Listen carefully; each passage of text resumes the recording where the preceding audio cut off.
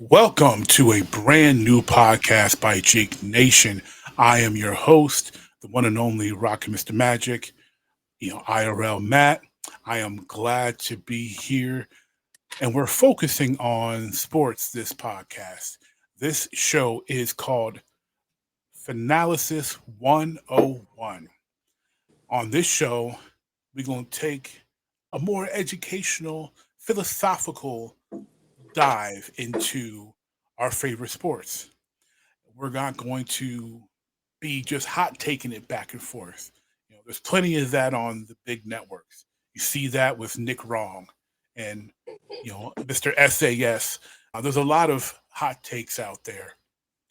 We don't need to give you hot takes. We'll give you takes, but we don't need to throw hot, ridiculous takes out there. We want to talk about what's going on. We want to talk about philosophy. We would talk about gameplay, styles, defense.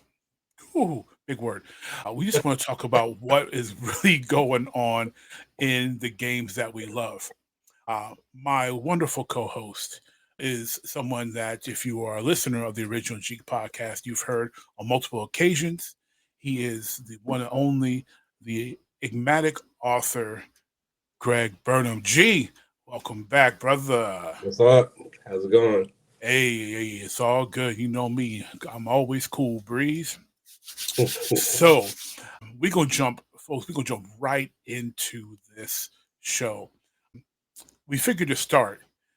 What we're gonna do is kind of give you a little background on our favorite teams, because we're gonna be pretty objective on this show. Like, we're gonna talk about more than our favorite teams.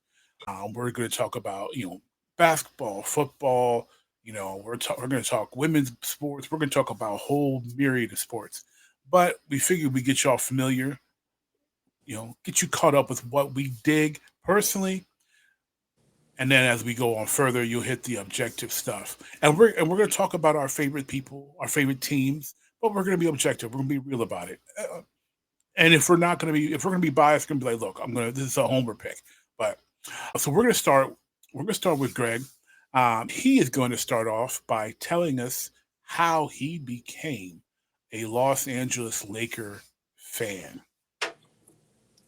Wow, what's that? Wait, can't find the camera. Look at that right there. Yeah. Look at that. Look at the keychain. So, like, in my home, we were allowed to, my parents were pretty cool. We were allowed to choose, like, certain things in life. I wasn't allowed to choose, like, my favorite basketball team. It was like, you want to watch these games and here with me. And, by the grades, you can tell I come from a time where there may have only been one TV in the home. So, yeah, I really didn't have a choice. We started, like, my first memories, like, when I was, like, 4 or 5, were, like, in England. So when I came to the United States, Dr. J was everything. Kareem was everything. But Magic Johnson was just like, he was just the best thing ever. Like, still to this day, he's my favorite player, favorite thing to watch. So, yeah, didn't really get a choice in the matter. But I'm okay with it up until, like the last 12, 13 years. So, being that Greg has established himself as a Laker fan of quite a long time, saw the glory years of the Showtime Lakers, the Shaq and Kobe years, the Kobe Powell years, and now we come to the current state of affairs concerning the Los Angeles Lakers. I'll start with this. Not too long ago, Charles Barkley went on a rant, as he often does, and ended that rant by just saying the Lakers stink. How do you feel about that? Because the Lakers, last time I looked, and I'll double check while we're talking, last time I looked, the Lakers are 5th place in the West. So where do you feel about that? So there's, in some ways, it's true. And I think Barkley also was speaking over the last, 5 or 6 years. I think, so I don't think he was speaking, and I think he was talking about the organization, like the whole nine. But on the court, I honestly, I was feeling good until they made the D'Lo trade. I like Dorian Finney-Smith, but like quiet as kept, D'Lo. I got the stat somewhere. I saved it. When they traded D'Lo, he was by far like the leader in plus minus for the Lakers. Yeah. So I feel like when they moved him, it got rid of another decision maker. We had kind of moved away from letting LeBron dominate the ball and do whatever he wants all game. And now we're back in that, because there's only him and Austin Reeves. And now that D'Lo's gone, you can load up on Austin Reeves, and he's not going to be as effective. So I feel like you really don't have a point guard anymore. No, I laugh at it because I don't know if it's just coincidence, but last year Darvin Ham tried to move LeBron off the ball, and they got him fired. Like LeBron was like, "Nah, I want the ball." This year he got moved off the ball, and then it's like, get rid of D'Lo, who again he still had like some games where he was streaky shooting, but he was getting the ball to AD. He was doing stuff, He was facilitating. Yeah. D'Lo's been a streaky shooter his entire career. Right. And he's always a threat also, yes. So you got to like play him honest. So I feel like the ball, like even the last few games, it's starting to go back to that, and I know that's not a winning formula. That's a stat getting formula. Like last night being blown out by 20 on the second night of a back-to-back, and you in the game with 5 minutes left. Like, I know what this is. Yeah, there's no need for him to be in the game except for accumulate stats. Right. And so for him to go on another podcast and talk about how great he is. Right. And I feel in some ways, I feel like that's been the plan the whole time, because there's no, like, if you're exhausted and you're not able to finish games strong and we don't cut your minutes, we saw like Popovich did it with Tim Duncan. Like, yeah, man, you're going to get 27, 28 minutes, and you play hard, be effective, but we want you strong at the end of games. I just don't. So, yeah, Barkley's comments, though, I think there was a message to JJ that it's only a matter of time before they put the gun on you, because they always are looking for scapegoats. Mm-hmm. They're always looking for somebody to blame. Oh, yeah. Like they've already moved, Rob Pelinka's the guy now. And you're seeing like JJ making comments about we can't organically overcome certain things because we don't have the roster for that. Right. And Bron said the team's not constructed that way. Yeah. And then AD's like crying because he needs a big man backup. So it's like all orchestrated. And I think I messaged you, man. I was up late. You did. You sent that to me. Yes, you did. I was like cracking up. Like, y'all got this man out here drafting Bronny, like doing all this stuff. And then, you said you needed help. Okay. You drafted Bronny. Put him in the game then. Yeah. That's the help. And you throw him under the bus like this dude. And they did. It was the same thing with David Griffin in Cleveland. It's like you make every little trade, always tinkering, trying to get more help. And then when it gets to the point where you're loaded down and you can't make moves anymore, now it's his fault. So that's what we have here. You want help? Don't sign the $50 million extension. Sign the 25 and bring in a star. The thing is, it doesn't matter how much quote unquote help you give him. It doesn't matter when he dominates the ball still. Yeah. Like that year in Cleveland when LeBron had Wade, he had D Rose, he had all these big name players. Sean Marion and all these players that could play roles, and Wade showed us when he was in Chicago that he could play a role. He didn't have to be the man. Yeah. Everybody shows that we can play a role. We can make this happen. Where our egos are not there, but they needed the ball to be effective, and everything going through LeBron. He's going to be 40. He's turned 40. He's 41. 40. He's 40 now. Yeah, he's 40. He just turned 40. I'm sorry. Nobody can do that at 40. Every great that played at 40, it wasn't working. Whether it was Cap, whether it was Mike, doesn't matter. At that age, it cannot all go through you. You've got to share the rock, And and you've got to let people do their jobs. And I agree. Like when John Sally said LeBron hasn't won more, he hasn't played in a system, and he demands to be the system. He's 100% right in my opinion. right. And for the Lakers to be successful, LeBron has to play within a system. I agree with AD. I think he does need a big man backup because he's not a center. He's a power forward. Right. He continually has to play center. But you have Jackson Hayes, who he was hurt, and I'm not. Just let me get this out. I'm letting you talk. Please say it. Go ahead. Because we see there's talent there. We see there's athleticism there. We don't see any type of development whatsoever. He looks like this is what his second year with the Lakers. He looks like the same kid. He's the same kid he looks he's exactly the same as the one who was drafted. So it's like, but he's strong, he's fast, and he's athletic as hell. Yes. So are you coaching him up? Are you trying to put him, because like they've tinkered with it a few times, recently, where they'll put both of them in the game, and usually we're strong when you do that. But the thing is, there's a reason why you don't want somebody clogging the paint. There's a guy there, number 23, who through his whole career, he doesn't like anybody clogging the paint. So if you put 2 7-footers in, now I got to adjust my game. Well, that's because if he has those two in there, even if AD's working the high post and Jackson's working the low post, there's no room for LeBron to drive. Exactly. And we know that he's not going to. We know that opposing teams want him to settle for jump shots. Right. And if he's not going downhill, his effectiveness is severely declined.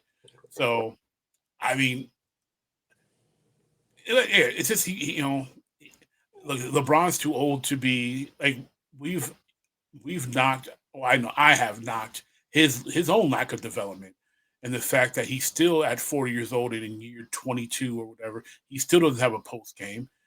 He doesn't have a mid-range pull-up bag, which is something that a lot of greats all had to maintain their effectiveness in their old age. And I mean, I didn't believe that stat when they said that Mike shot like 80% of his fadeaways in his 2 years in Washington, which is just an absolutely insane stat. That he was that deadly at 38 to 40 years old. That thing was on. It was probably better at Washington because he, in Chicago, it was like, I'm choosing to kill you this way.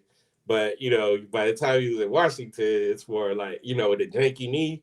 It's like, this is going to be the way I play. This is going to be the way. And like you said, the knee, he was on one leg for pretty much a whole season.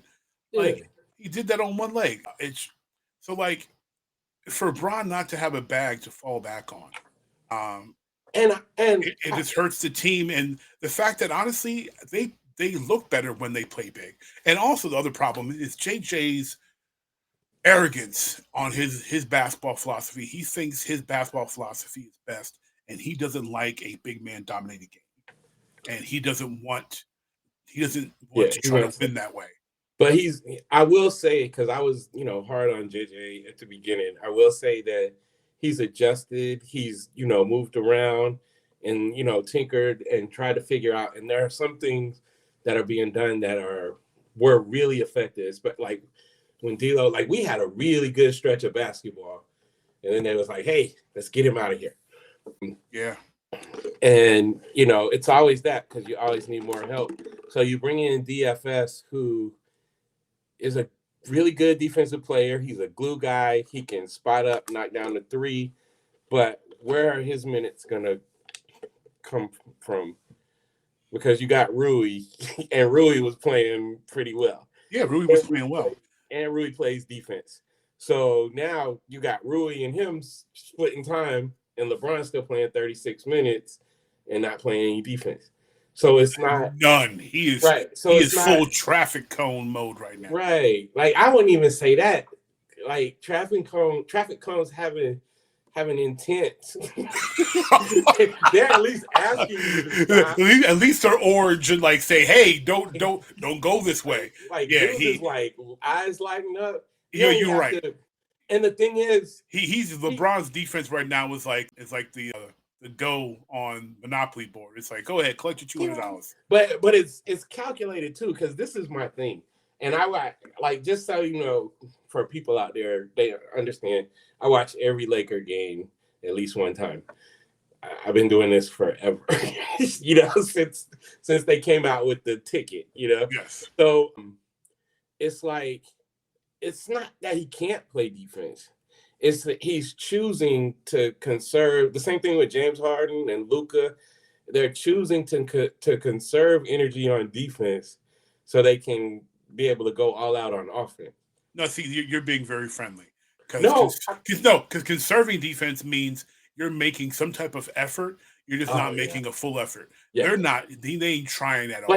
But LeBron he's one of the smartest players we've seen, right? Absolutely. And he knows how to manipulate all of it. So if you watch, and so there's going to be some people that don't know basketball, they're going to think this is like conspiracy stuff.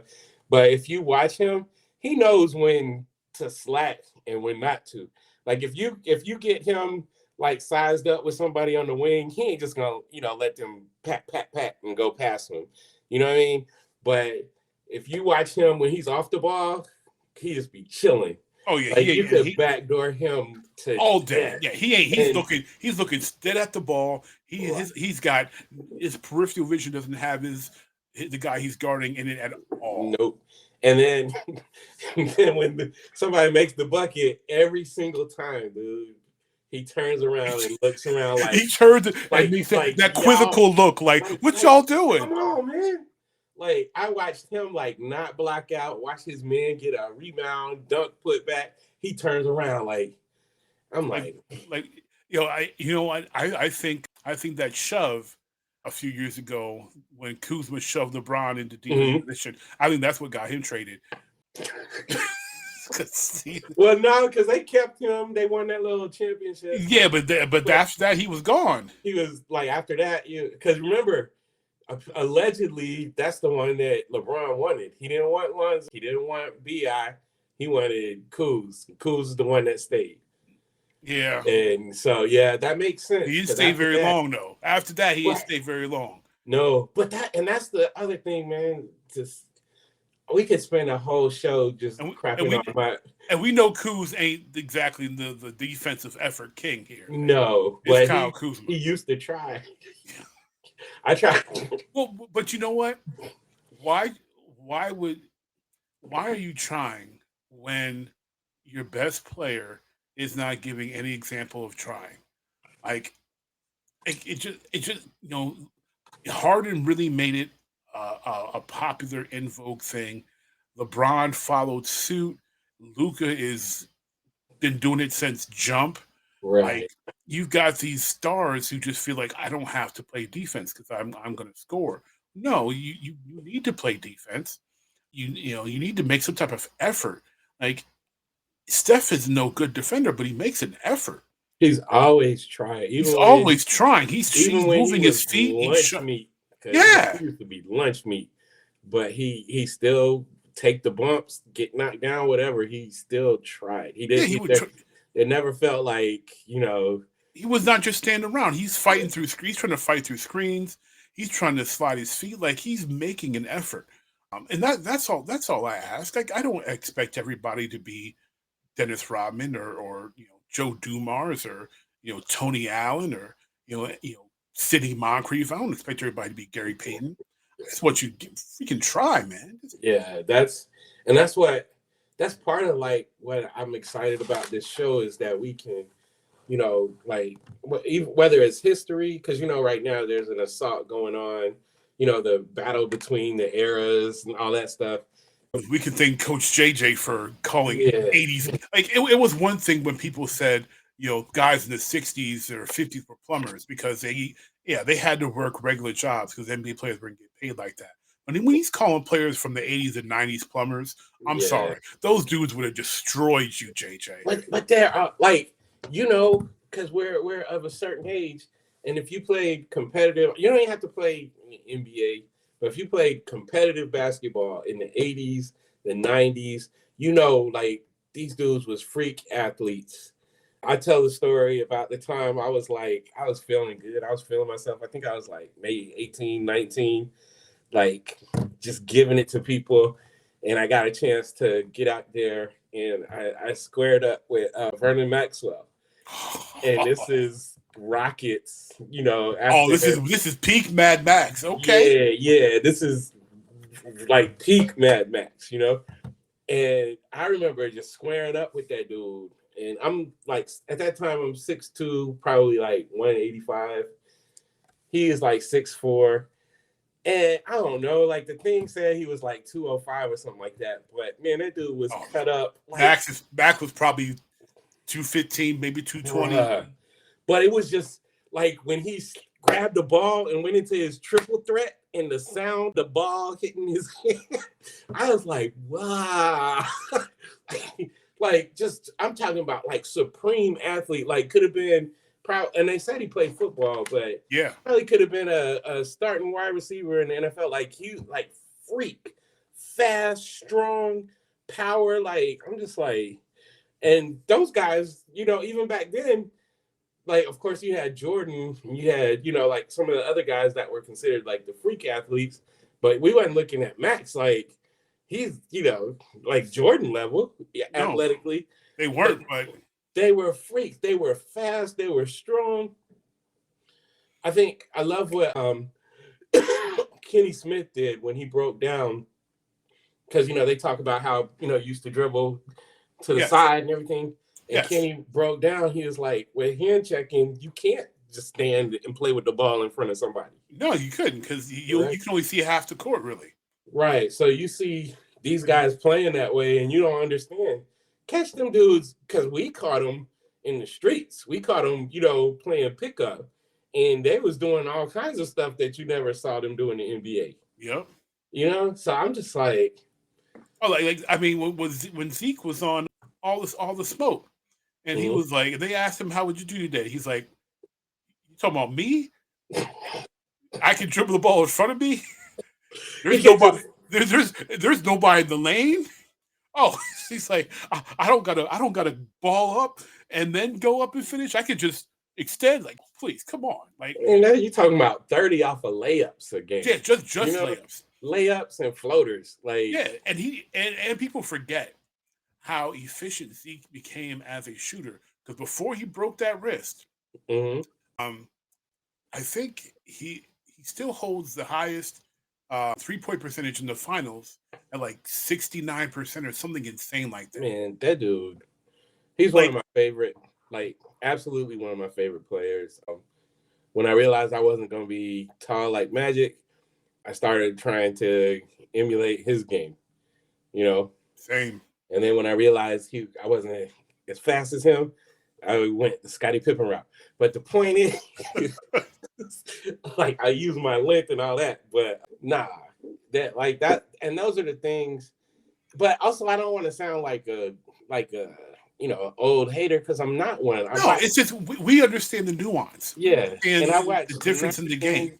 Yeah, I watch 90 games a week, like to this day. Watching the game right now at the corner of my eye. And that's one of the things I feel like is missing in media also, is like, why are we not talking about Amin Thompson? I mean, I know y'all got Asar, and he's both of them are playing well, but Amin is killing it right now. Looking like what did they? I think they're like 6-1 or something since they put him in the starting lineup. I think so. Yeah, and it's not just because he's in there, like he's doing stuff. Like he's like the defense from both of them boys. The Thompson twins are, their dad or coaches must have been like us, because they play an old school game. Yeah. They are willing to do the dirty work. They like playing defense. They are aggressive rebounders. I look at them as a more athletic version of like a John Sally, because they can push the ball up the court. But remember, Amin was a lead guard in high school. Yeah. Like he was, like they both were guards. Yeah. So that's Well, kind of like AD, was a guard before the yeah, growth spurt. Very yeah, similar, so they've yeah, got a lot of guard skills. exactly. Which is why I make the John Sally comparison, because he was, he had guard skills. Yeah. Chuck Daly was like, no, I've got Isaiah Thomas and Joe Dumars. I don't need you Right. I don't need you dribbling Right. the ball. But Right. but they're a more athletic version of Sally and better shooters. Yeah. They're so long. They've got great instincts. Yes. Fantastic instincts and reaction. They better hope those two don't be on the same team somewhere. Yeah. Because if they are, wrap. Yeah, it's a wrap. Like they already looking like the future. Like, I mean, I'm watching, because I watch, I even be watching the Pistons sometimes, and Osser is like they're in a bit of a different position. I feel like Amin feels more empowered. Yes. But Osser is coming, and it's just like they like so many things. I feel like they're the future. I feel like they're the future of the league.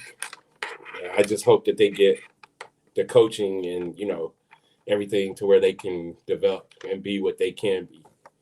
Well, I hope that the league will let them, because I mean, we got to face it, the league isn't doing a good job as far as building new stars. They're not. They're continuing to push in this old guys, yeah, who are I mean, Steph's 35, Bron's 40, KD's 35, Russ is 35, 36, like Jimmy Butler's 35. Like these guys ain't gonna be around much longer, right? And they're not doing a good job of, and they're not. Like I mean, Jokic is 29 or something like that. Like he's he's got some years ahead of him. And Shea, they're starting to push Shea, which they should have just given him the MVP last year, because, in my opinion, he was. But like, you need to talk about those stars. And the only star that they've been pushing that's young has been Luka, because of their focus on drawing the international eyeballs, and the talk of having a European type of G League, or secondary league. So I think they were trying to push Ja before he started pulling them guns out. They were pumping him some. They were, yeah, because he was dunking on everybody, and that was making for great highlights. But yeah, he screwed himself out of that with all the gun videos. And I feel like Ant is on the way of screwing himself out, because that's what people don't understand. And I can't remember who it was, but I heard somebody talking and saying, like, you might want to figure out how this game gets played, because Ant been flipping people off, and he's always like cussing in the TV interviews, like all that kind of press conference, and like, you don't understand, man. They want to prop you up, but they really like tearing you down. So, like, I don't know if I keep seeing this thing saying he had like 3 kids last year. Like, I don't know if it's true. I don't know if it's true. I hope he's not going the Sean Kemp route. That's not a good idea. But that's what I'm saying. So it's like you can play yourself out of that position, because they want to prop you up. Well, they definitely wanted to prop Ant up, because almost every outlet was trying to dub him this, put that next Jordan moniker on him. And if they're calling you next MJ, no, you're not going to be, just like Vincent, Stack, and whatever were. But if they're giving you that, you need to be prepared to take it and run as far as you can with it, because that's gonna mean dollars.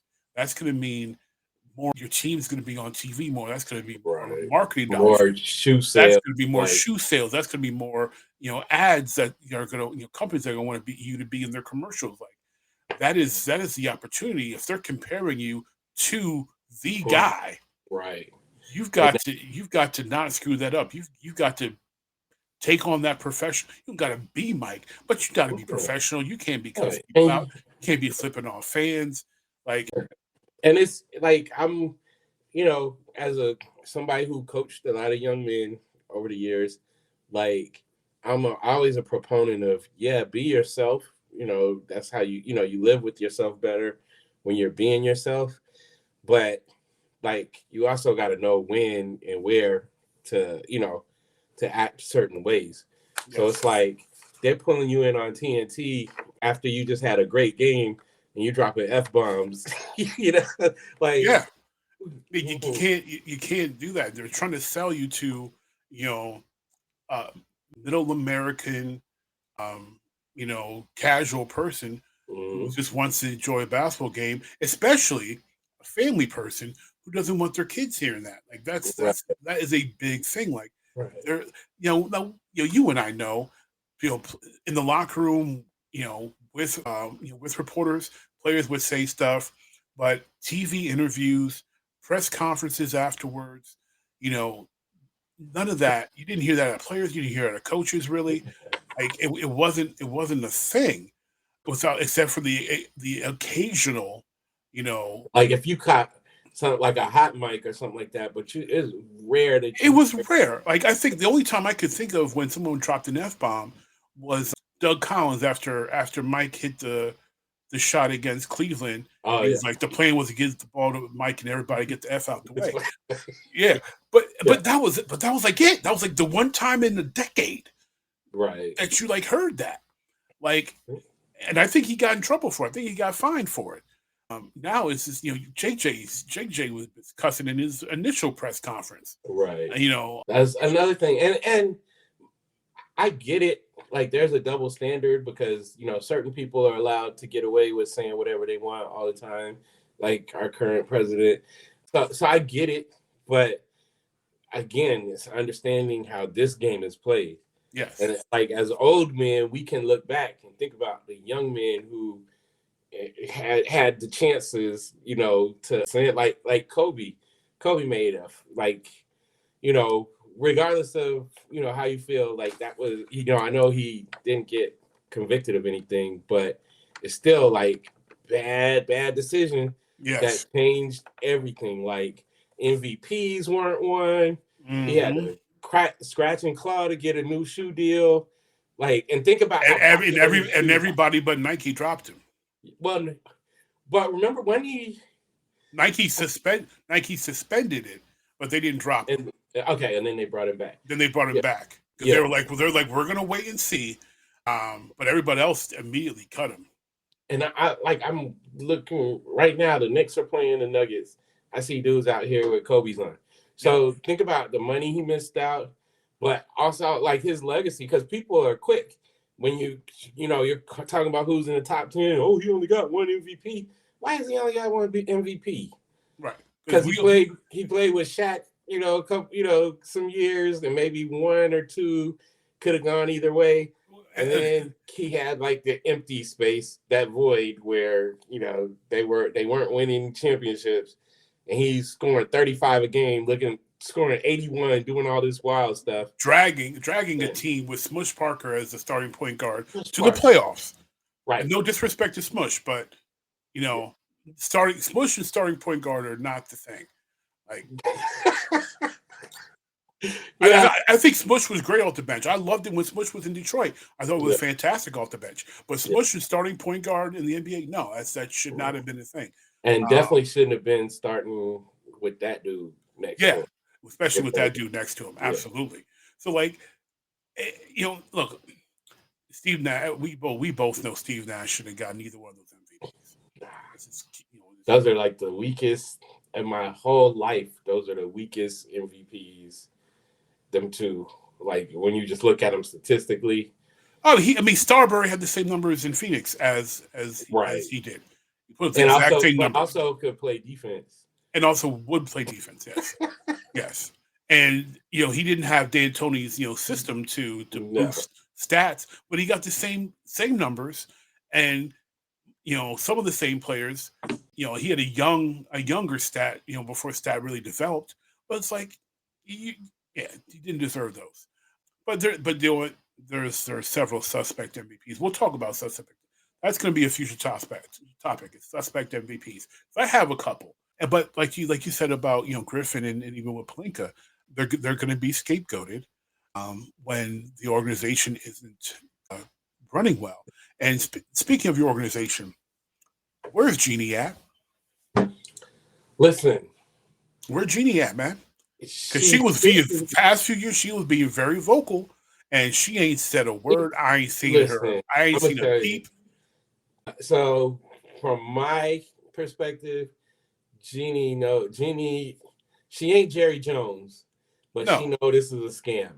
She knows I got my show pony, LeBron, and he's gonna go out there and he's gonna generate excitement regardless, and whether it's good excitement, bad excitement, but he's gonna constantly keep people in the stands. We're gonna keep trotting out this pig and put some lipstick on it and have you thinking that we got a chance. And all the moves that they make seem like the wrong thing to do. Like I could have told you Russell Westbrook and LeBron wasn't going to work. Oh, and I love Russ. Yeah, so we both do. No, so my hopes were, I was like, I know, I saw what Russ did in Houston. Like, people think that he left because he didn't want to play with James Harden. He left because he knew James Harden was leaving. But if you watch him, they had Russ playing power forward. Like, Russ was playing in the dunker spot. He just wants to win. Yeah. He don't always go about it the best way. But he just wants to win. He'll do whatever you ask. So it's like, I thought, I know Russ can try to make it work, but what did they do? They say, no, we want you to be you. And so he like, okay, I'm going hometown, and you said I can be me, but then I get on the court and y'all not letting me be me. So when I get it, I'm going to try to force me, and it's just going to be bad for everybody. Yeah, because it resulted in a lot of bad shots and a lot of finger pointing at Russ. And unfortunately, a lot of the warts on Russ's game really shown through in his time with the Lakers, which again isn't it's partially his fault, but it's not all his fault, because Russ, for such a downhill bull and china shop player, Russ always played within the system that he was in. He played within OKC system. He played within Houston system. He's playing very well right now in Mike Malone's system in Denver. Mm-hmm. He's not a guy that has to have things conform to him. So the fact that Russ didn't work in LA is more on LA than it is Russ. Even though, as my man Jewel, said when we talked about this on the original Jeek podcast after they made the move, he's like, you wouldn't make this trade in 2K. It doesn't make sense. Definitely not in 2K. But it's like, okay, you made the deal. You got to try to make it work. And they didn't try to make it work. The only thing they really did was like, okay, well, Russ, maybe you need to come off the bench so that you can be you. But by then, the water is already poisoned. His rhythm is off. Everything was so off. So by the time they try to make that change, this is my biggest problem, though, is that they moved him to the bench. At first, he was like reluctant. Darvingham went to dinner with him. They talked it out, and he said, "Okay, I'm gonna do my best." And he went out there and he started playing well off the bench. Yes, he did. And then LeBron got hurt, and Russ, got back in the starting lineup, and we were winning games. And then trade deadlines coming, get your ass out of here. Like, it's the same thing they did with D'Lo this year. Yeah, that's why I'm such a proponent of history, because all you got to do, like some of this stuff, like if you've seen what this organization does, they did it with Jordan Clarkson. They signed him to a deal, and then they shipped him to Cleveland. Yep. And that trade cleared space so the Lakers could sign LeBron that summer. Yep. And then they re-upped Brandon Ingram. Got him out of there. They re-upped Taylor Horton-Tucker. They got him out of there. They re-upped, what's his name?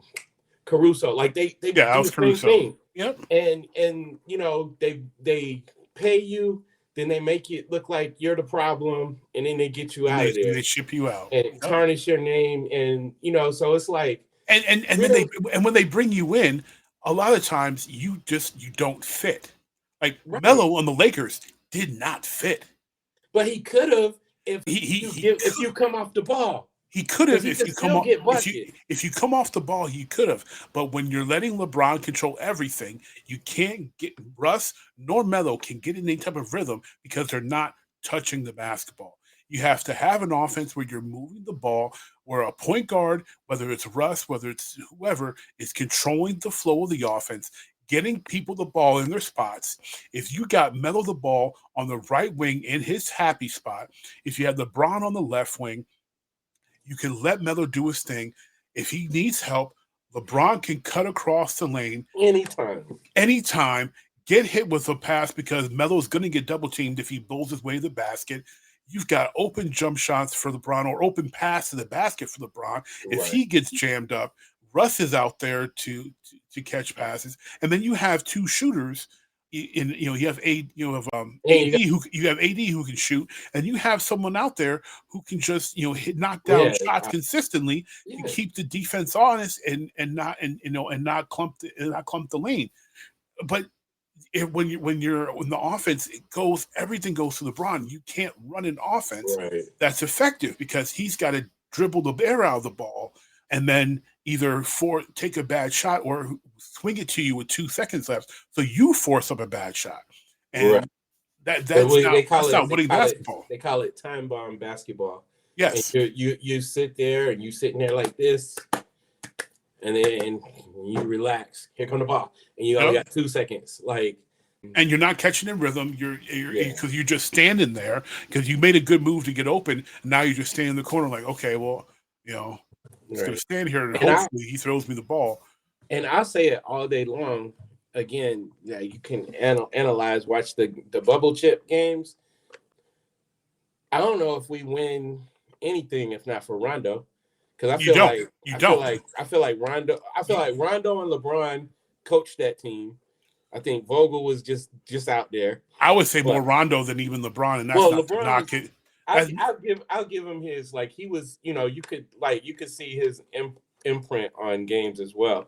Well, no, you always see LeBron's imprint, but as far as the mental aspect and controlling the flow, but that was the last time they had it let a point guard do his job. But even then, remember, they had him coming off the bench. They did, but then they got wise once they started rolling the playoffs and we need to let Rondo do his job. Yeah, and they're playing in the box, so he can shoot in the box. Yeah, exactly. Right. And if they're not in that bubble, they don't win. Yeah, because we ain't never seen Rondo shoot like that ever. Everybody was lighting it up. Oh, come on! We haven't seen what's his name. We haven't seen T.J. Warren since then. No. Because T.J. Warren was averaging 50. Yeah, I thought he was about to be the next Kawhi or something. Yeah, T.J. he thought he was having a coming out party, and then we ain't seen T.J. since. Where T.J. at? And then people but again, that's the nuance because analysts on TV and so it's the same thing. No, it's not. It's not the same thing. If you've ever played in someone else's own arena, college, or even big time high school, it's not the same as when you're just pretty much playing pickup. It was glorified pickup. It's playing pickup ball. You're more relaxed. There's no crowd screaming at you. There's no distractions. People play differently when they're playing a pickup game than when they're not. It's not the same basketball. And it's also the depth perception versus playing in a stadium arena versus playing in a gym. It's different. Completely different, right?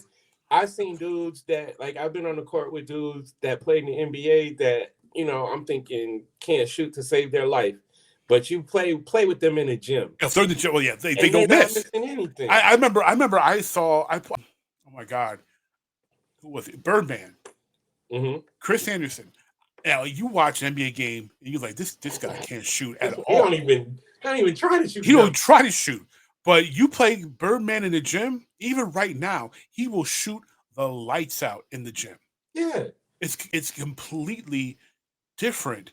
And when you're not just in a gym, when you're in the same gym for all these games, right? That familiarity You know the court. You know how the ball bounces on the court. Right. You know how the ball bounces off the rim. When you're playing a different depth perception, different arena almost every night, you don't have that familiarity. You don't have that comfort level. You can't. It's why college, like a lot of college shooters struggle, like in the finals, like in the when they're playing in the March Madness. March Madness, because they go to these massive, massive arenas, and they're not used to it. For anybody that thinks maybe we're talking crazy or something, just imagine like you're in like being in a room instead of just being in this wide open space. It's like because me, I can shoot a little bit, but it's like it's a whole different thing when there's a wall, where I can like judge and gauge the distance. You have to it's not that you can't do it, but it's like it takes training and you got to get used to that environment. Because and no one gets to practice like that, because no one gets to practice with 10,000 people sitting behind them, in an arena. But like people don't understand, like most people they think college, they think of like the big programs and how their gyms are set up. But so those teams are more accustomed to the change. But when you're talking like these small Cinderellas, when they get their gyms aren't much bigger than a high school gym. A lot of these schools. Right. So and people don't realize that, especially if like they're a school that's not a basketball school. Mm-hmm. So if they're a football school and the money's going to football and not to basketball, that their gym may seat 2,000, and then they go into a $40,000 person arena, where because before you go into the gym, the court takes up most of the gym.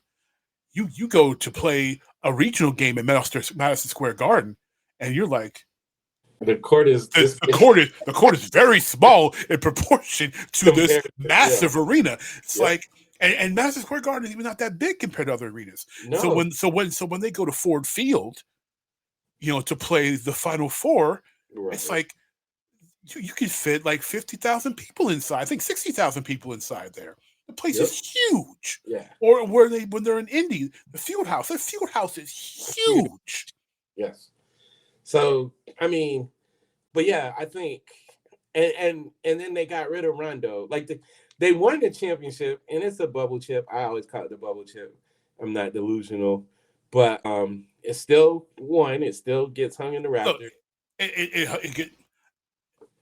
When we have the nitpicky debates, it comes up, and because it's nuance, but it's still a championship, just like 99 Spurs in the lockout season's a championship. The 2012 Heat, it's a championship. The lockout season, the 50s and 60s, the 60s and 50s when there's 8 teams in the league. There's no black. There's no black people, or the three black guy rule in the 60s. 2 or 3 on a team. Yeah, like there's nuance. You have to understand nuance. But it counts. It's a chip. They won the chip. You can only play in the conditions that you're able to play in. Yeah. They won in those conditions. Is it unique? Absolutely.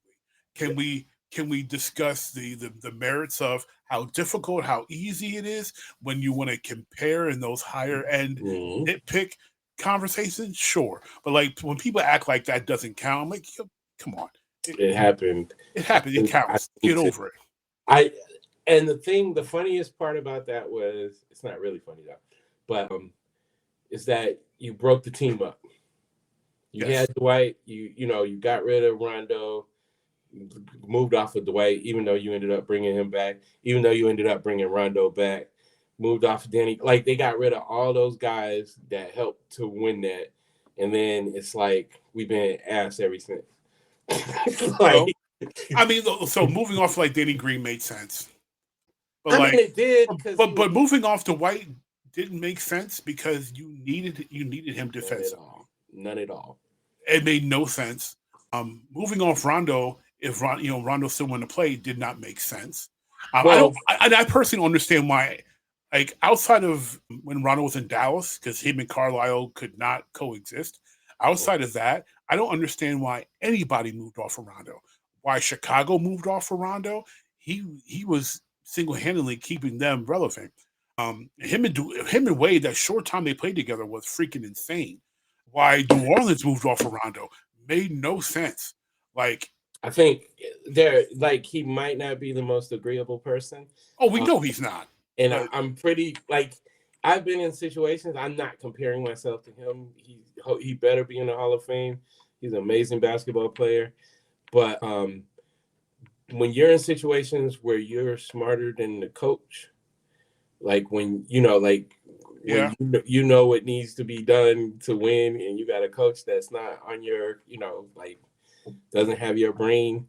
That's why I think like Kyrie and Jason Kidd are working so well together, because it's like, this is a genius here, and you're a genius, so we can vibe, But it's J Kidd has him playing off the ball and playing very well, because here's the difference. Kyrie has shown willing to submit to someone else's genius. Yeah. Rondo, I have never seen him willingly submit to someone else's. I think he was, I don't know if we want to call Doc a genius, but I think he was, he rolled. No, see, they don't respect Doc's, like the way they've talked about him, they don't respect Doc's basketball acumen. They really don't. Yeah. He's an interesting, we could do a show on him. He's an interesting dude. I think he's overrated. I love Doc, but he's overrated as a coach. He gets flack for certain things. So like there's this thing, and it's a new age. Doc is old school. You remember like when the stuff gets tough, my guys got to step up. My stars, like, so you put the weight on Magic's back. You put the weight on Bird. You put it on, so it's like those players needed that. They wanted that. They say, give it to me. It's like Doc, because I always laugh like they talk about like what happened in the bubble with the Clippers. Mm-hmm. And I'm like, now you got Paul George coming out saying that they didn't want to be there, whatever. But it's like y'all constantly falling apart in the fourth quarter. Like nobody's complaining about Doc's coaching in the first three quarters where you're balling, but then when you score 1 point, Kawhi Leonard, in the fourth quarter of a playoff game that you're trying to score points in, when you're Paul George and you going 3 for 12 and shooting off the side of the backboard, like y'all like top of the line, right? Yeah, y'all supposed to be the stars. Y'all supposed to want to get the buckets. Doug Collins. Get it to Michael. Get out the way. Get out the way. What if Phil told Jordan in '98? He was like, "Come down, get the bucket. We know what play they're gonna run. They're gonna try to dump down. They're gonna try to give it right to Malone. Go ahead, sweep, steal. Like what happened to that? It's like now. Oh, he didn't call up the right play. What? He was calling up the right plays when they were hooping. I attribute this to. We're in an age where the respect level for the coach is at an all-time low. All-time low. A lot of these players don't have enough respect for their coaches and what their coaches bring to the game. They think that they know. They think they know more. And honestly, the only players that should be overriding the coach at all are the point guard and the star player, if he's not the point guard, on occasion. What is a point guard? Oh, you know what a point guard is. There's like two of them in the league. They are dying. And one of them is 9. One of them, Chris Paul, at 955 years old. And look at what Wemby's doing, having Chris Paul deliver the ball to him. Bro, that's why I'm like, so they're getting ready to try to do this De'Aaron Fox thing. Are they going to move off of Chris Paul? They better not move off of Chris if they pull the trigger for D Fox. As much as I love D Fox, he cannot run the team the way Chris is running the team. I know Chris is not the long-term option, clearly, because this is probably his last season. But you know who could be? Stephen Castle, who was playing well. He's not the prototypical point guard, but I think he can be a star in the league. And I'm upset about this because, first of all, this is an Atlanta backcourt of the future. Devin Vassell and Stephon Castle. Like, that's Atlanta stuff right there. You know what I'm saying? So I want to see them grow because I think that's a really solid backcourt. And then you pair them with Wemby and you get two guys that hustle. I mean, I don't know. I like the Spurs. I call them my junior team because the Lakers are so horrible to watch. So I want to see that grow. You bring in D Fox, and I love D Fox. Me too. I don't think that he moves the needle as much as people might think. I concur, and I don't think he gets good stats. Yes, and I don't think anywhere he ends up would move the needle that much for it to do something. Yeah, I don't think he's going to get anybody over the hump. Like I've seen, like Woodward Sports, which I follow as a Detroit fan, was talking about, what if we were able to get pair D Fox with Cade Cunningham? I'm like, I don't like that at all. No, because y'all got a little monster growing. Yeah, I don't like that at all, and that's nothing against D Fox, but I need someone who plays like a Jimmy Butler, but doesn't have the Jimmy Butler $50 million price tag. Tobias Harris. Yo, Tobias is putting up better numbers than Paul George is. Yeah, I saw that. But Tobias, you know what? First of all, Tobias shouldn't have left us to begin with because he was playing like at an all-star clip his first time when he was in Detroit. And I know he went to Philly for the money, and I can't blame him for that. But basketball-wise, he never should have left. Yeah, he was. And he's playing so much better than and he's solid. He's consistent. And like he's having. You can see he's having fun. And also here's the thing that you and I have talked about a lot, especially with like Draymond. Tobias is playing within rhythm. He's not having his rhythm constantly change because Joel Embiid's in and out of the lineup. Yeah. We don't know if Tyrese is the main guy of this game, and then Tobias has to be number two. James Harden dribbled the ball 800 times. So now one game Tobias is the third option, one game he's the second option, one game he's the fourth option because you've got Tyrese, James, and Joel. Now there's only two of them. Now it's just Tyrese and Tobias. You know, there's no consistency. And we're seeing it. And the whole time, because I got friends from Philly, and we joke a lot, but like they rode that dude so hard, and I'm like, man, I just be questioning like, what are y'all watching? But then I also look at the game differently, you know, as somebody that did coach, and you know, it's like I watch the game differently, so I don't. And I always consider nuance. That's why I love talking sports with you, is because it's not, you know, Paul George could score 28 a game right now. But those factors that you just listed are partially the reason why he's not. And then he also is, you know, leaving the game. Dude, did you hear I wanted to talk about it. Did you hear Nick Nurse, like, when they asked him why did Paul Pierce leave the game? No.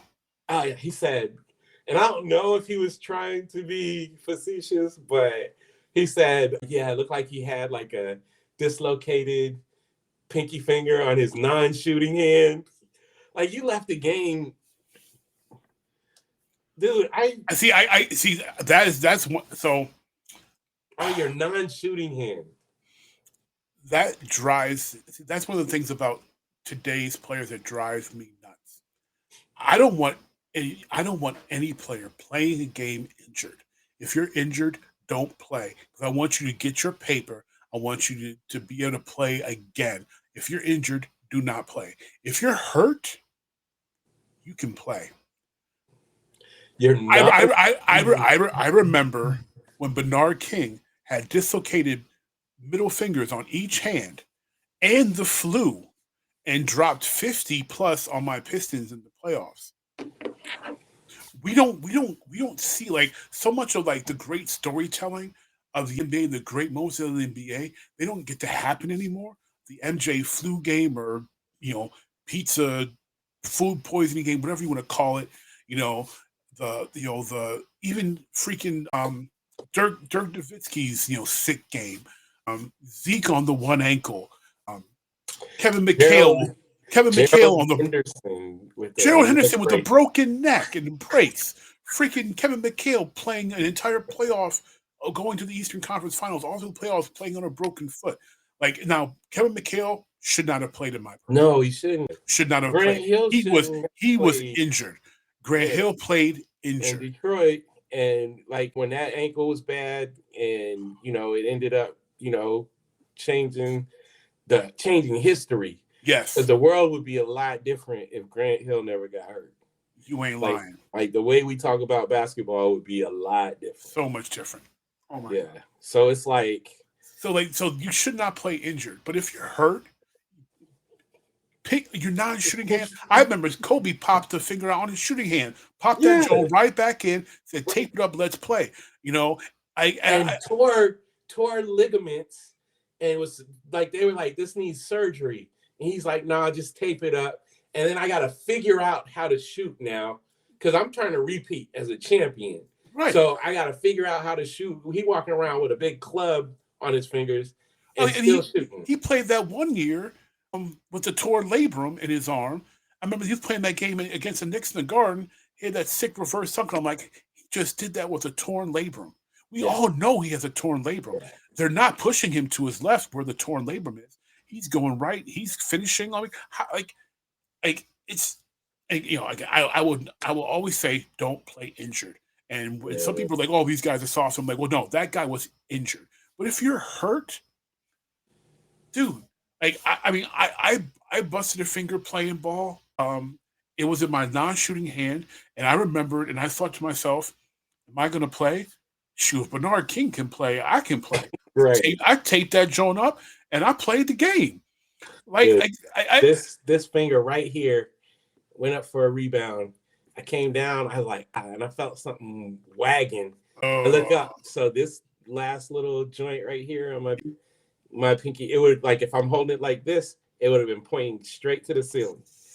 And the dude, this is just pickup ball. Like on Saturdays, we used to rent out a gym and hoop. And the dude that ran the gym, he was like, and he started talking and like doing all that stuff. I'm like, man, just pop it back in place, bro. You're like Eric Robertson, best of the best. Pop it, Tommy, pop it. I don't need all of that. Just pop it. So he popped it. We put some tape on it. I'm talking about the game. Like, I didn't even like let anybody sub me out. I went right back in. It's like, and I get it. They're paid. I think maybe it was Gilbert Arenas who said it, and it's a good analogy. Like, these are high performance cars. Absolutely. So if you're driving a Ford Escort and your front alignment ain't right, you're just gonna be shaking a little bit. But if you do that with a Lamborghini or something, you can mess up the whole car. So I get all of that. But at the same time, man, there's got to be. But a pinky. Dislocated pinky is not an alignment problem on a Lamborghini. That's like one of your lug nuts on one tire is a little loose. Yeah. Like that's not on your rear view mirror. Right. Like that's not going to hamper you significantly. On your non-shooting hand, man. I saw that. I thought I was dreaming. I was like, "There's no way he's leaving the game for this." But you already got Embiid out again. Well, I mean, it doesn't matter if he's out or not. I just saw a stat. He's missed 400 games throughout his career. Yeah, that's almost 50% of his career games. Right. That's an insane statistic. I mean, he's missed that many games. Now we got to see where Zion is. Oh, Zion's on the track. He's on his way, right? He's on his way for that because that boy never plays. And I think some of that is on the organization because early on, they would, whenever he would get injured, they would hold him out for longer than they wanted to. They held him out that a whole year, right? Yep. And he was mad. Remember that was the year he was complaining. He was like, "I want to play." All he was doing was sitting and eating. Right. And so I blame the organizations for a lot of it because I think they're telling these dudes, if you're not 100% ready to go, that's my thing. And that's a more than fair point. Absolutely, these teams are overzealous and protecting the asset, and I get it because you got a lot of money invested in that asset, right? But you, as a player, you got to fight. So if we can see, what's his name, Mikal Bridges, that boy don't miss a game. He don't miss games. You know what I'm saying? I'm sure somebody's like, hey, we got a back-to-back and we played, 8 games in the last 15 days. You want a break? No, like you gotta be able to fight that. We're never going to see anywhere close to another AC Green. Right. Not missing games. Those Iron Man type guys that unfortunately those days are over as far as a toughness standpoint, and also just an investment, players and the organizations. With everybody's got a guaranteed deal. They don't want they don't want players getting hurt. Yeah. Players don't want to take the chance. And unfortunately, it makes me sad because that's when the business part of the NBA takes over, and it's not about the game and passion and wanting to play and wanting to win. Because sometimes when we're out there, we do those things. We play through small injuries. We play through big hurts because we want to win. Mm-hmm. And when you let the business side override some of that passion part, then you end up with a Joel Embiid situation, a Zion Williamson situation. Yep. And it's just that hurts the product ultimately because people aren't going to go because right after they announced that after Embiid got hurt or he wasn't going to do a back-to-back, they said he wasn't playing for the rest of his career or something.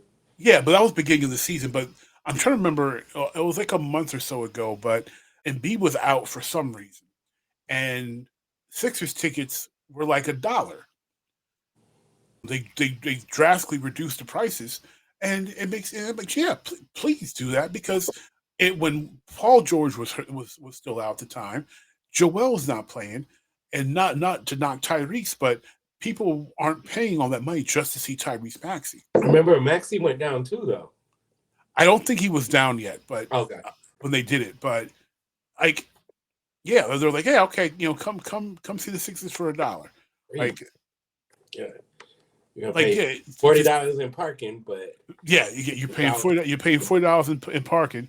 There in South Philly, but it's like that's insane, man. It's like you're doing all that to protect your assets, but the thing is, it's not. But no, but the problem is, it's not working. All this, and Popovich was a big proponent in this, resting players with these healthy scratches, and the commissioner came out and recently, I know I saved the video. I meant to cue it up for this, but he came out and said they've shown that these guys not playing is causing more injuries than preventing them. It absolutely is. And I think Gil mentioned it on his show, and he was like, "Look, your body gets accustomed to." Oh no, it was Kenyon. Kenyon Martin was like, "Look, these guys need to have old school training camp. They need to do 2-a-days. They need to have a true training camp. Get their bodies acclimated to taking the pounding, taking the beating, so they can survive the 82-game season and not get injured." But all these soft, gushy, kids' gloves handling of these players is generating more injuries than they're trying to prevent. Yeah, that.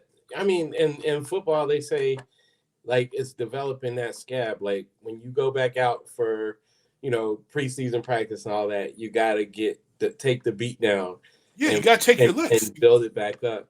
And I think back to something because I saw this guy was asking Chris Mullin one time. They were asking him, what do you think is the reason for the injuries?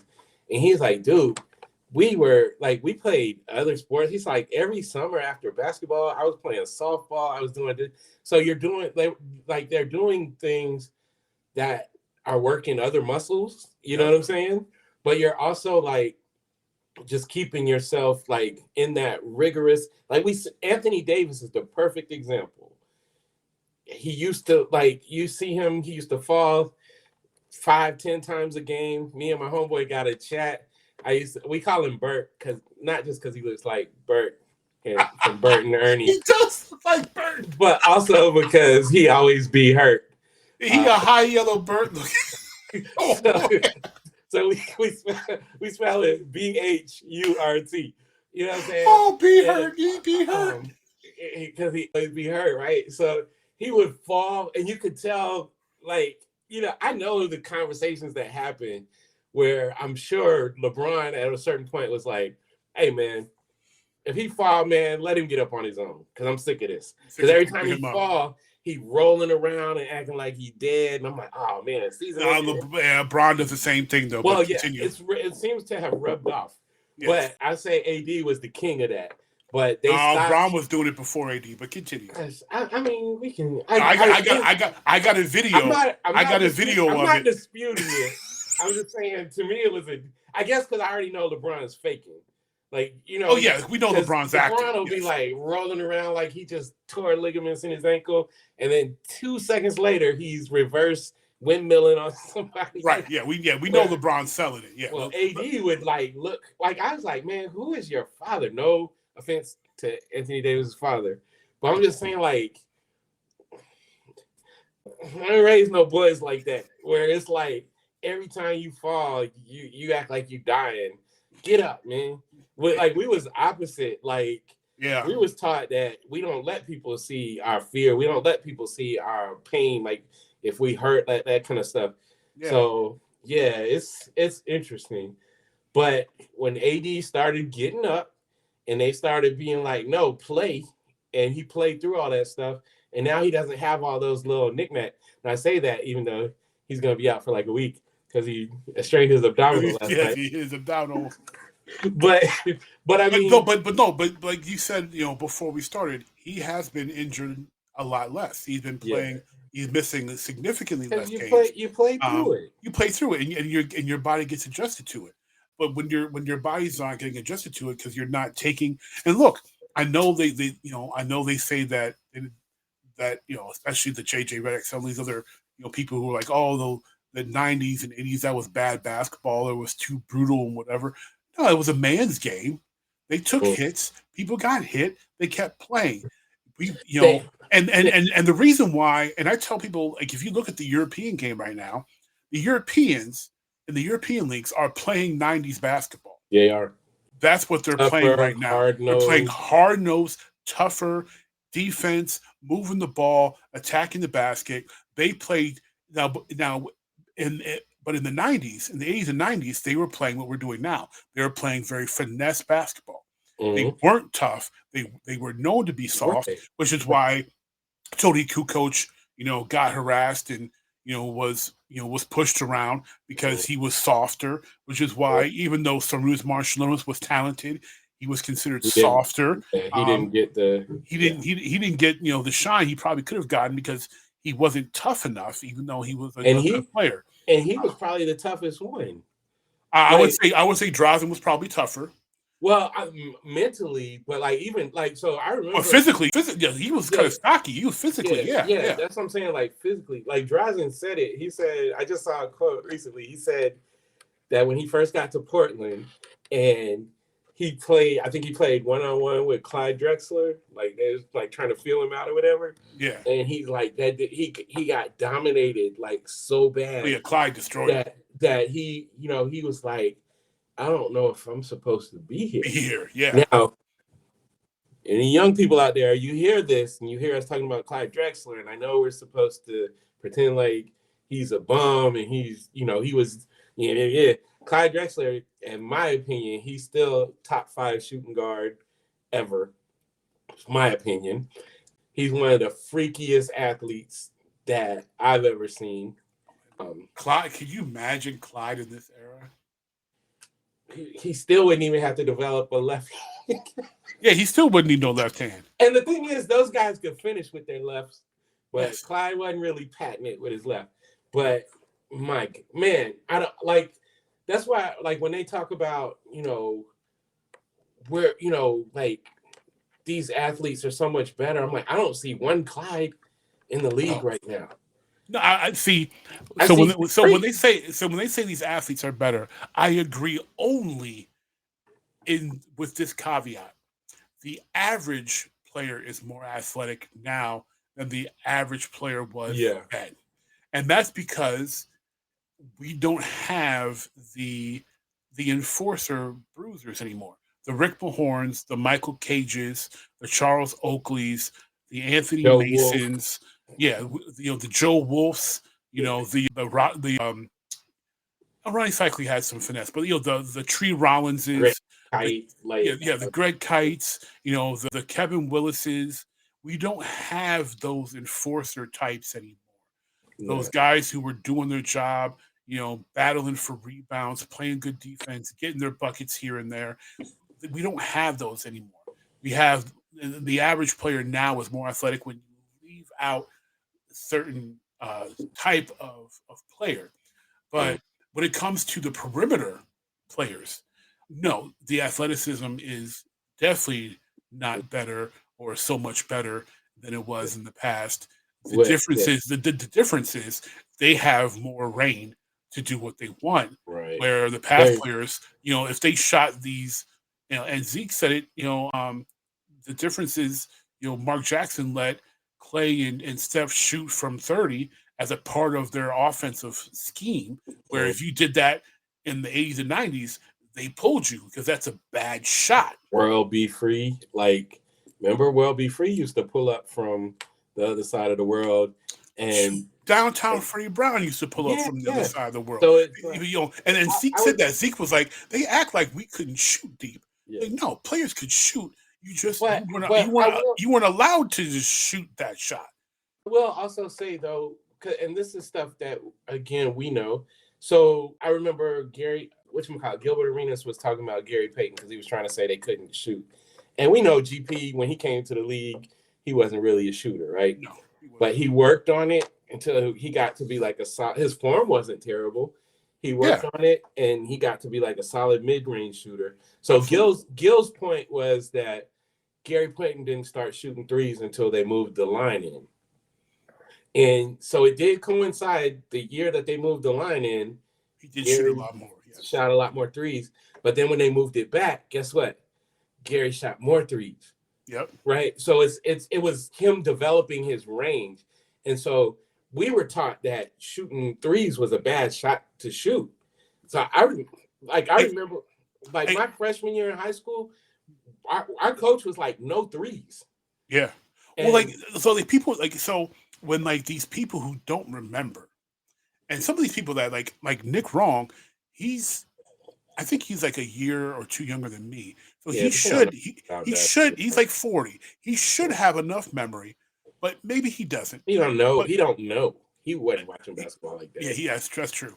But for those who were watching basketball, or if you actually care enough, Google is free. You can find this information. You don't have to be older like us and remember it. Right. People are like, oh, well, especially when they do and listeners, I'm telling you this, we're not going to be one of these every episode or hardly ever on the show. Are we going to be doing this whole LeBron versus Jordan thing? I'm just going to use this as a point of reference. One of those common topics is that Mike couldn't shoot threes and LeBron shoots threes better. And I say, okay, LeBron's entire basketball life had a 3-point shot. High school adopted the 3-point line in 89, college in 87, and then the NBA in the 79-80 season. So LeBron's entire life in basketball, he had a 3-point line in his psyche. Michael Jordan did not have a 3-point line in his psyche until he got to the NBA. Right. Until he was, 21? Until he was 20, 21, 22 years old. There was no strategy. There was no 3-point line to worry about shooting from because it wasn't there. And their coaches weren't coaching strategy to create 3-point shots because in their minds, it was a gimmick. Popovich said, I think 2015, 2016, he still thinks at that time that the 3-point shot is a gimmick. Yeah. It was like you saw, I think Larry Bird and like Dale Ellis, those might be the first guys I remember who weaponized the three, where Bird would come down I call it the slow break, where it's transition, but it's not a fast break. Yes. Bird would come down and hit you with that little hook and then step back and shoot three. Step back and hit that three. Wow, you just shot a three? Like, what, like you ain't supposed to do that, No, especially in transition. Right. You're supposed to get the ball in the middle of the court and try to get a layup. Yeah. And then Dale Ellis like coming off screens and like pulling up off the dribble. Dale was so deadly. What? No, we gonna talk about Dale. We're gonna talk about some players that would absolutely murder in today's game if they had the free reign that they have now. And Dale Ellis is definitely one of those cats. He is, man. It was like he was a phenomenal, whatchamacallit, Mark Aguirre. Like, can you imagine his skill set in today's game? Don't get me started because that's gonna go completely off topic. Put that dog on the block. Oh my God. All right, so we're gonna transition. We're gonna talk about my team a little bit because I want to hear what you think about my squad. So folks that don't know, I am, if you're watching, I'm a Detroit Pistons fan, baby. Bad Boys for life. I grew up during the Bad Boy Piston era. I have been blessed to watch all three championships of my Detroit Pistons, from the 89 Bad Boys, 90 teams to that 04 Going to Work team. You're welcome for two of those. We let y'all win those. Yeah. We all saw the original Phantom Foul because we really three-peated. Because Lambeer ain't touch Cap, and everybody knows it. That was Game 6, right? Yes. So it is complete robbery for Zeke to have 26 points in the third quarter on 1 foot. One of the greatest performances we've ever seen in the finals. I almost got put out that day. For them to give the Lakers the game off of the biggest phantom foul we've seen. Foul, man. You know what needs to be. There wasn't no foul. It was a foul. It needs to be examined, and let you finish, but like the end of Game 7. No, I was about to say that, and then they did it again in Game 7. Well, that was Isaiah flopped. He did not get fouled, but first of all, the crowd. Irvin ran into him, but the crowd storming the court. That should have been a technical foul. Well, that was like David Stern outlawed it after that because that was like I was trying to explain that to some young people. They're like, what is going on? Like, but honestly, us Piston fans, we are more mad about the phantom foul. That's what I told them. I was like, you hear way more people complain about. Game 7. See, Game 7 pissed us off, but we were so much more upset about the phantom foul because if Bill Lambeer fouled him, we wouldn't have said anything. We were like, okay, Bill, that was a dumb foul. You shouldn't have fouled Kareem there. But when Bill plays him perfectly and doesn't foul him, and then they blow the whistle right when they know we're about to win, and they blow the whistle, and it's like, you've got to be kidding me. You've got to be kidding me. And with Isaiah hurt for Game 7, we knew it was going to be very, very tough for us to win Game 7 in LA. At the Forum with Zeke on 1 foot, the adrenaline and all that from the game before gone, all the momentum gone. We knew it was going to be extremely hard to win, and we still only lost by like 4 anyway. Like it was ridiculous. Y'all hold that against us though. No, I don't hold that against the Lakers. I hold that against the NBA. We did come back the next year, and everybody pretended they were injured, so y'all could get one. You know what I'm saying? And then we came back, in 04, and tanked the season so y'all could get another one. So, oh man, it's funny because the Pistons and Lakers have one of the most unique rivalries. Yeah.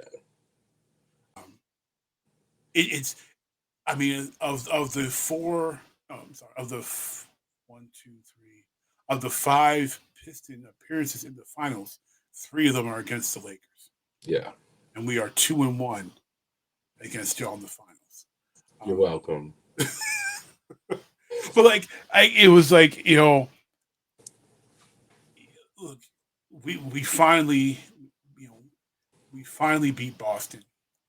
Because honestly, we weren't scared of y'all in '88. We really weren't. We weren't scared of y'all in '88. It was the Celtics that we were scared of. Yeah. And which they had freaking 5 Hall of Famers on that team. There was a reason. But the Celtics gave y'all the blueprint on how to beat us, from '84. Just Well, you know what? A gang fight. So serious. So here's the thing. I'm going to say. I'm going to backtrack a little bit in talking about today's players and today's games, today's NBA culture that is disheartening to me. Because in that time, players weren't buddy on the court, but off the court, they were cool. They were cool, and they put each other on game. So for those who don't know, you probably do.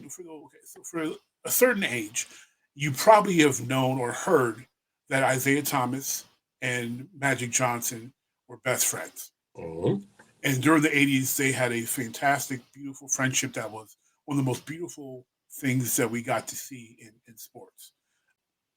Even greeted each other by kissing each other on the cheek before tip off. Just a wonderful friendship that those two had. But when the ball went up, they went to war. Straight, because they were competitors and they were at each other's throats. But off the court, afterwards, they trained together. They worked out together. They went to camps and did camp circuits together. And when Magic lost, and he had the tragic Magic moniker, they lost to the Celtics, and he didn't perform well, he went and worked on his free throws, and he put Zeke on game. He was like, no, I got to do this because I can't fail in this way before. And not only did they win the chip the next year, but Magic was MVP of the league. And best team ever. One of the arguable best teams ever. That 85 Celtics team has something to say about that. 86 Celtics. Yeah, I'm sorry, 86 Celtics. You're right. Because 85 Celtics lost. The 86 team, with Bill Walton and all that, they have something to say about that. But Magic turned it around. With Magic, Zeke and Mark Aguirre, they were putting each other on game. People don't realize that Larry Bird and Isaiah Thomas had a good relationship. Yep. And the next closest after Magic to Zeke was Kevin McHale. Mm-hmm. They were very good friends to the point that when the Celtics walked off the court early before the game ended, Memorial Day, everybody wants to talk about the Pistons and Bulls. The Pistons even early. The Celtics walked out on the Pistons in '88. That's where they got it from. Mm-hmm. The only person that stayed to shake their hands was McHale, and that was because they had such a close relationship. And what did he say? He went and told him, he's like, go beat them. And he said, go beat the Lakers. Yeah, go beat them. Yeah. So it's really so like you can see Zeke and Aguirre in '86 at the Garden watching the Celtics and Lakers in the finals. Yep. They invited Isaiah and Aguirre into the locker room. Which team? Because he did it with both. Yeah, the Celtics, right? The Celtics. Because he did it with the Lakers earlier, too. He did it with the Lakers, and then the Celtics invited them into the locker room. Mm-hmm. Players put each other on game because they were all competitors, and they all wanted to win. But also, I want to beat you. Like, I don't want. But they wanted to beat each other, and part of it was, you know what? I want to beat you. I want to beat the best version of you. Yep. So like I'm gonna make myself better. I make you better. You make me better. Now let's go see who the best really is. Yeah. It's called honor, children. Yes. People used to have honor. It was competitive, like all these sports. Like it was competitive.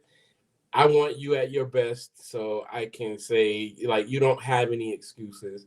Right. I'm not trying to like front load a team, so I have an easier path. You know what I'm saying? Even though in the 80s, the Lakers had an easy path because the West was kind of weak. Yes. There were some decent teams, but we were so good that the West was weak because all the heavy hitters, except for Houston with Moses and then Samson, Houston with Moses, and then Samson and Dream. Yeah. And then you had the Mavericks, teams like Mark Dallas. Dallas was solid, but they were solid, but they were not like they weren't enough. No one was looking at because like they had a good team. Ronaldo Blackman, Mark Aguirre, Derek Harper. a young Roy James Tarpley, Donaldson. Donaldson. So like they a young Detlef Shrimp at the end. You had a lot of talent, but no one was looking at them like, They like, weren't. like they were that dangerous. They were No. talented, but they weren't dangerous. But let's talk about. We got off the subject. Sorry. So we got to work on staying on the subject. Let's talk about the young Pistons. So now, after so I'm of course still a Piston fan, and I'm a happier Piston fan because even though we're still paying Monty Williams money, he's no longer our coach.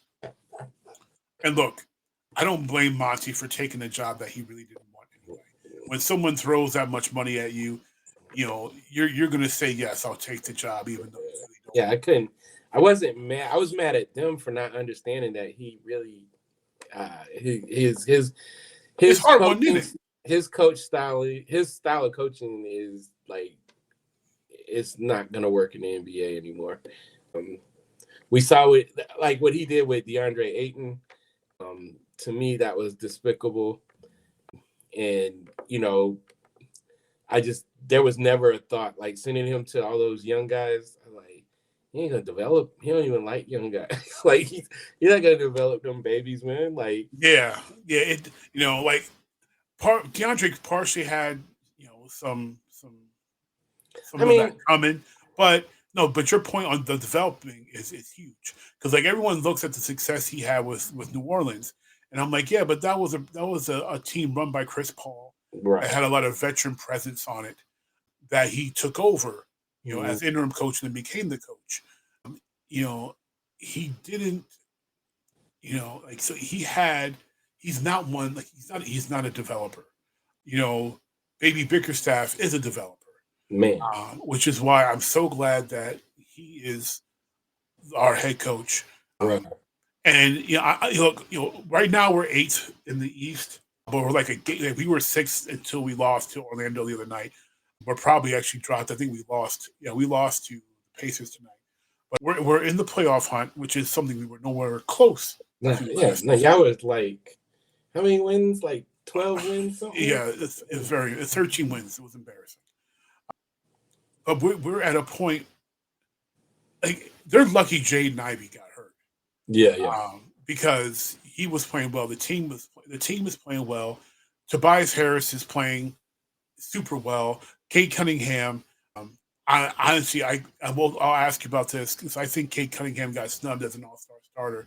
Nothing against Brunson, but I think what Cade's doing with the cast around him is more impressive than what Brunson's doing with the cast he has around him with the Knicks, especially playing with a player on the level of Cat, where Cade has no one close to Cat's skill set or level that he's playing with in Detroit, and we're only like 3 or 4 games behind them record-wise, and we've beaten them this year. Cade's balling out of his mind right now, and I love it. The team is playing Detroit basketball. They're playing up-tempo defense, gritty. They're attacking the basket, and their attacking the basket is leaving Malik Beasley, Tim Hardaway Jr. available and open to hit wide open threes. They're hustling. Isaiah Stewart is being this generation Pistons version of Beef Stew. Beef Stew's being Mahorn and Lambeer rolled into one. He got kicked out of the game today for a tough foul. He wants to smoke with everybody. Yeah. I'm here for it because that's Detroit basketball. It's grit, it's grind. We're gonna hustle. I'll hustle you. We're gonna outwork you, and that's just how we do. I am so like the future. The future everyone was talking about last year and how good we looked on paper and that we should take a step up. That's finally where we are right now. Because we have a coach who actually wants to be there. Yeah. Is actually working on developing the talent that we have on this roster.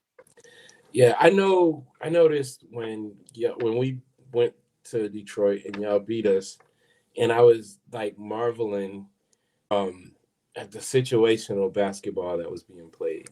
Like hunting, for mismatches, being deliberate and intentional. So that's one of the things I know people may have heard Kobe Bryant talk about it, like what basketball is.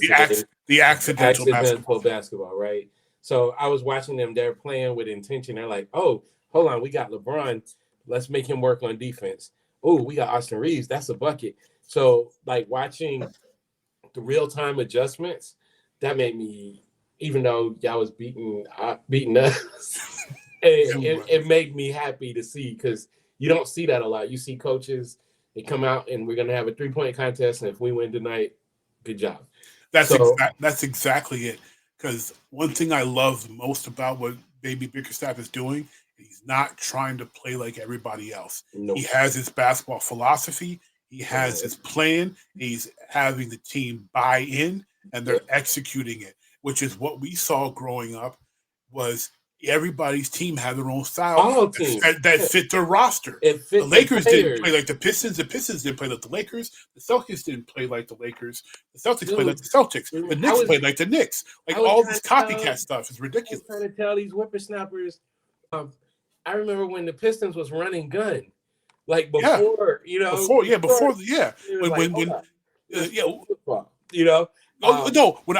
When people say the Pistons, you know, they talk about the Pistons. Oh, they think defense. I'm like, and I say, well, you know, what two teams were in the highest scoring game ever?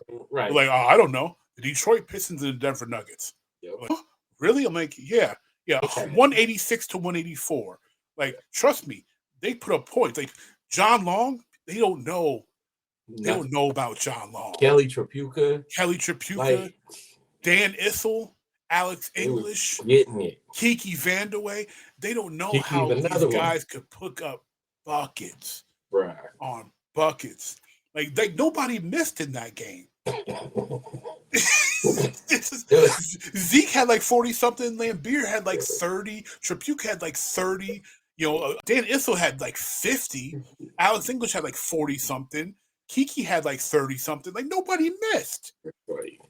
Nobody played defense either, but that's not the point. No, they tried though. They made defensive effort. It just wasn't the lockdown. You know, and we also that Piston team did not have the athletes to lock down. That was when we had the all white front court with Kent Benson and Kelly and Lambeer. Like we had no Robin and no John Sally, no James Edwards, and we wasn't locking them down. Lambeer was actually one of the better athletes on that.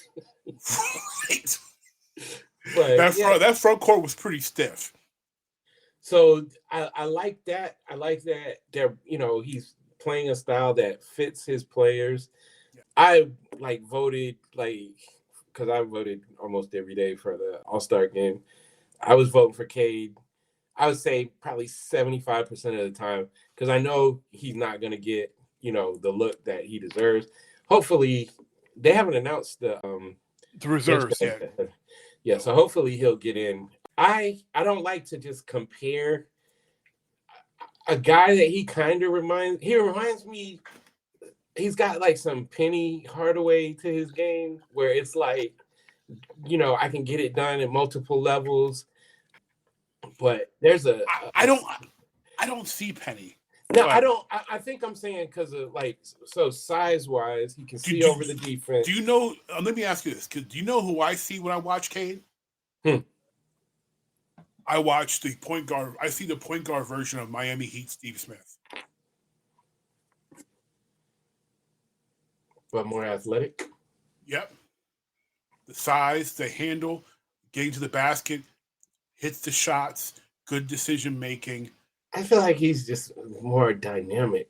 But he's more dynamic. But if Smitty was able to play the way Cade is able to play now when he was still a point guard, it's all about the freedom. Cade has the freedom that Smitty did not have as a point guard. But the way they move, the way they run the offense, I can see the way they control the tempo. It's very Smitty and Miami like.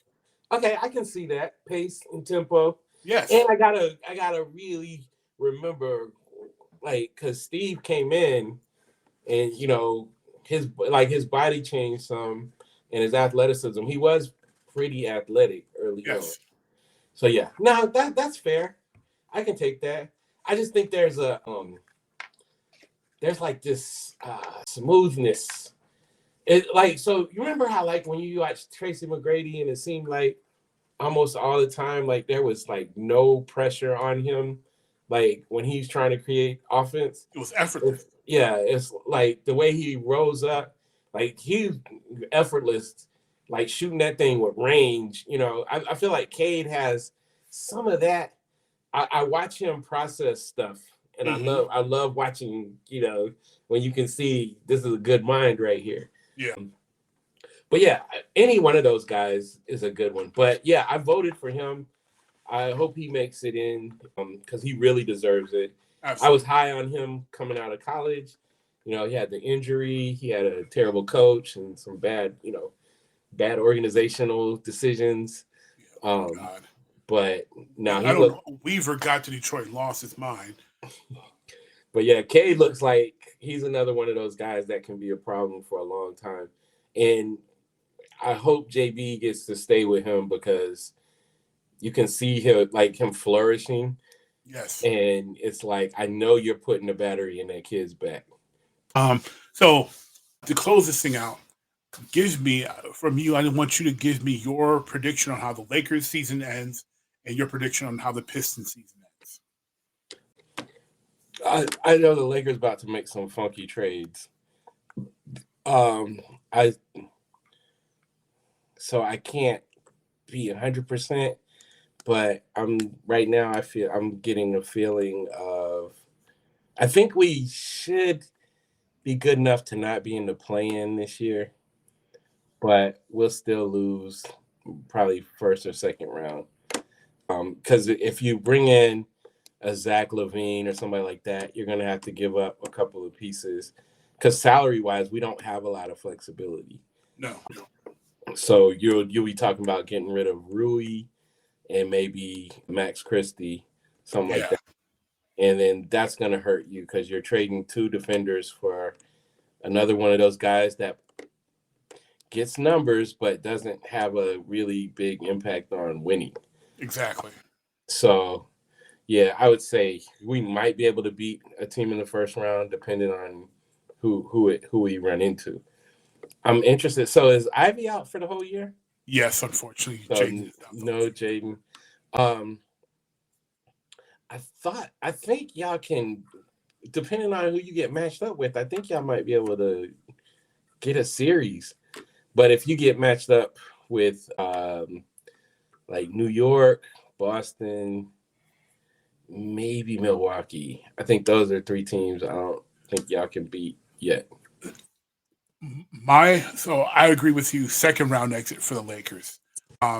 If the Pistons are in the bottom, if they're 8, 7, or 6, they're going to lose the 7-game series to Boston, New York, or Milwaukee. Milwaukee is gettable though because Doc and Dame. Yeah, but you know what? Doc has had a lot of success in the first round. It's the conference finals that he really has a problem with. So the thing about Milwaukee is, Dame is, he's just, there's no defense coming from there. But the thing is, my biggest concern is I'm not worried about Dame. Dame has shown me his time in Milwaukee that his game is not suited as a number 2. He's really not flourishing as a number 2. My concern is Giannis.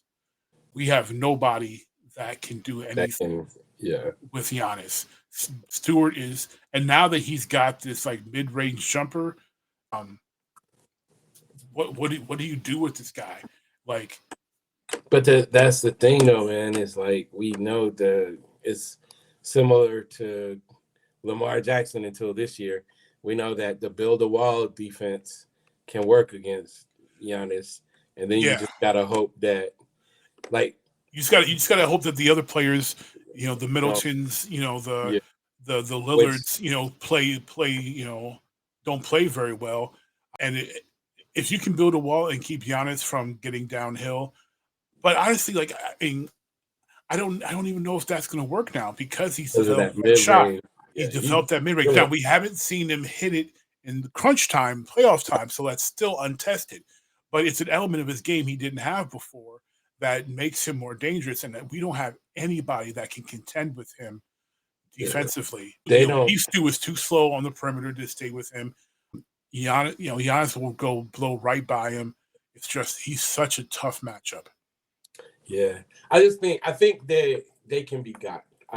Because like you said, holes they can be got. But here's one thing: Doc has a really good staff behind him.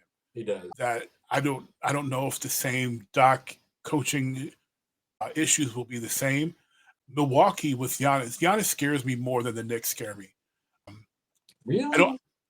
Then I think as much. I mean, I like Brunson, but I think Cat is still Cat, and Cat has never shown me any real toughness, especially come playoff time. Well, yeah. And he doesn't know how to play without getting in foul trouble either. And he doesn't know how to play without getting in foul trouble. If you ask him to really play defense, he gonna foul a lot. Exactly. The Knicks I'm not scared of the Knicks in that aspect. Brunson's the only player I'm really worried about. Josh Hart is too streaky. Mikal Bridges is good, and he's a solid piece, and he helps a lot. So he's a very good solidifying factor. But the Knicks really don't scare me that much. I just think that they would overwhelm us with talent through 7 games. All right. Well, that's going to wrap up this inaugural episode of Fanalysis 101. You can find us on all the major podcasting platforms. Also, these episodes will be uploaded to YouTube. We are going to be doing the show twice a week. So we're going to have these recorded episodes, and we're going to do live streaming on Sunday evenings where we are essentially recapping the week in sports, talking topics like this, doing debates, and more so with fan interaction via chat. So definitely make sure you follow Jeek Nation, Facebook, IG, YouTube, the whole 9. All of the places. All the places. Follow Greg on his social media. Links are going to be in the description. And we hope you enjoyed this episode. We're looking forward to going back to class with you on the next episode. Until then, peace.